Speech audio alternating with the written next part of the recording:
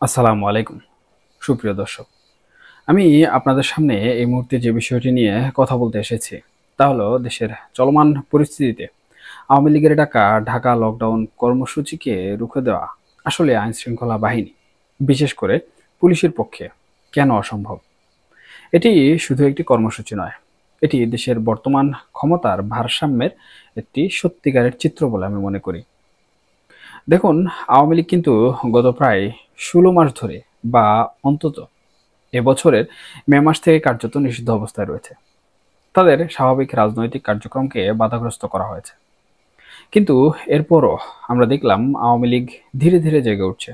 তারা বিভিন্ন জায়গায় ছোট ছোট ঝটিকা মিছিল করছে, প্রতিবাদী কর্মসূচি করছে এবং শেষমেশ আগামীকাল অর্থাৎ 13ই নভেম্বর তারা ঢাকাকে লকডাউনের মতো একটা বড় কর্মসূচি দিয়েছে। এই কর্মসূচিকে কেন্দ্র করেই কিন্তু ঢাকা মহানগর পুলিশ ঘোষণা দিয়েছে যে তারা এই কর্মসূচি রুখে দেবে। তারা কোনো ধরনের বিশৃঙ্খলা হতে দেবে না। কিন্তু প্রশ্ন হলো, পুলিশ কি সত্যিই পারবে?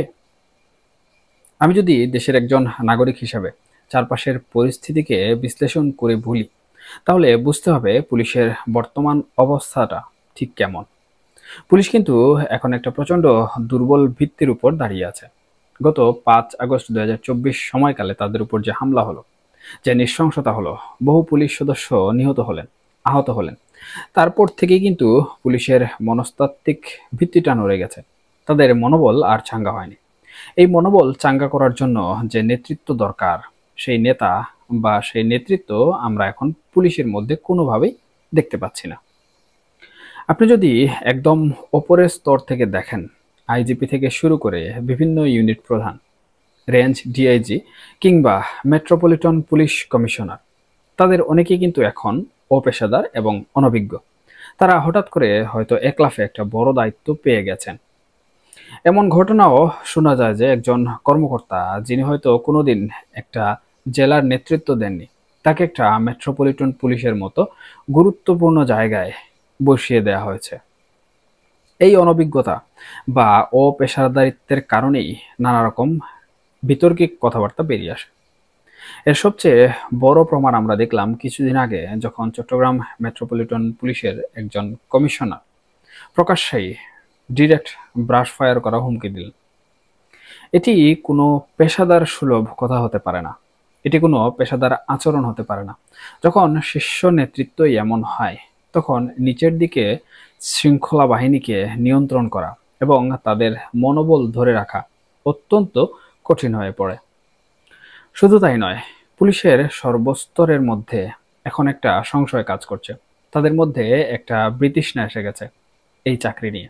কারণ 5 আগস্টের পর বহু পুলিশ সদস্যকে অন্যায়ভাবে চাকরিচ্যুত হতে হয়েছে। অনেকে এখনো টেনশনে আছেন যে যে কোনো সময় তাদের চাকরি চলে যেতে পারে। উদাহরণ হিসেবে আমরা গাজীপুর মেট্রোপলিটন পুলিশ কমিশনার কথাই বলতে পারি, যিনি বর্তমান ব্যবস্থার পক্ষের মানুষ হিসেবে পরিচিত ছিলেন, কিন্তু দুদিন আগে তাকেও বরখাস্ত করা হয়েছে। এই যে চাকরি হারানোর একটা ভয়, এই ভয় কিন্তু আজকের পুলিশকে ভীত করে রেখেছে। একজন ভীত পুলিশ সদস্য কোনো বড় রাজনৈতিক শক্তির বিরুদ্ধে যখন সেই শক্তি সংগঠিত হয়ে দাঁড়ায়, তখন কিন্তু রুখে দাঁড়াতে পারে না। এখন যদি আওয়ামী লীগ সত্যিকার অর্থে নেতারা যেভাবে বলছেন সেই শক্তি সামর্থ্য নিয়ে ঢাকায় সংগঠিত হতে পারে, তবে এই ভীত এবং দুর্বল মনোবল সম্পন্ন পুলিশের পক্ষে তা থামানো কার্যত অসম্ভব বলে মনে করি। এরই মধ্যে আরেকটি প্রসঙ্গ এসেই যায়, বাসে আগুন বা ককটেল বিস্ফোরণ। সরকার এবং আইন শৃঙ্খলা বাহিনী বারবার আওয়ামী লীগকে দায়ী করছে এই নাশকতার জন্য। তারা বলছেন এই ঘটনার মাধ্যমে মানুষের মধ্যে আতঙ্ক সৃষ্টি হয়েছে। কিন্তু এখানে আমাদের একটি প্রশ্ন রাখতে হবে। আওয়ামী লীগের বিগত দিনের কর্মসূচিগুলো লক্ষ্য করলে দেখা যায় তারা কোথাও কিন্তু এভাবে জ্বালাও পোড়াও কিংবা কোনো নাশকতা করেনি। জ্বালাও পোড়াও বা অগ্নিসন্ত্রাসের জন্য কুখ্যাত স্বীকৃতি অর্জন করেছিল বিএনপি জামাত সরকার যখন ক্ষমতায় ছিল। তাহলে আজকের এই ঘটনাগুলো কি বিএনপি বা জামাত করছে, নাকি অন্য কোনো থার্ড পার্টি বা জঙ্গি সংগঠন আতঙ্ক তৈরি করছে? এ ব্যাপারে যথেষ্ট সন্দেহ আছে বর্তমান সময়। আমার মনে হয় না যে আওয়ামী লীগ নিজেরা এই ধরনের নাশকতার মাধ্যমে তাদের আন্দোলনের মোমেন্টাম নষ্ট করতে চাইবে। শুধু পুলিশ নয়, অন্যান্য নিরাপত্তা বাহিনীর পরিস্থিতিও কিন্তু আমাদের সামনে পরিষ্কার হওয়া দরকার। সেনাবাহিনী কিন্তু মাঠ থেকে 50% উঠে গেছে। সারা বাংলাদেশে যেখানে প্রায় 30,000 সেনা সদস্য মাঠে থাকার কথা, সেখানে এখন 15,000-এরও কম আছে। আমরা শুনেছি সেনাবাহিনী সিদ্ধান্ত নিয়েছে যে তারা একতরফা কোনো নির্বাচনে সহযোগিতা করবে না। যদিও গতকালকে অনেক দেন দরবার করে, রিকোয়েস্ট করে ম্যাজিস্ট্রেসি পাওয়ারটা আবারও বাড়ানো হয়েছে, কিন্তু সেটিও ব্যতিক্রমী। গত 1.5 বছরে এই পাওয়ারটা 2 মাস করে বাড়ানো হতো, কিন্তু এবার বাড়ানো হয়েছে 3.5 মাসের জন্য, অর্থাৎ আগামী 28শে ফেব্রুয়ারি পর্যন্ত। এর মানে কি? এর মানে হলো তারা ধরে নিচ্ছেন যে ফেব্রুয়ারির প্রথমার্ধে নির্বাচন হলেও নির্বাচন পরবর্তী সহিংসতা বা পরিস্থিতি সামাল দিতে কমপক্ষে 15 দিন যেন সেনাবাহিনী মাঠে থাকতে পারে।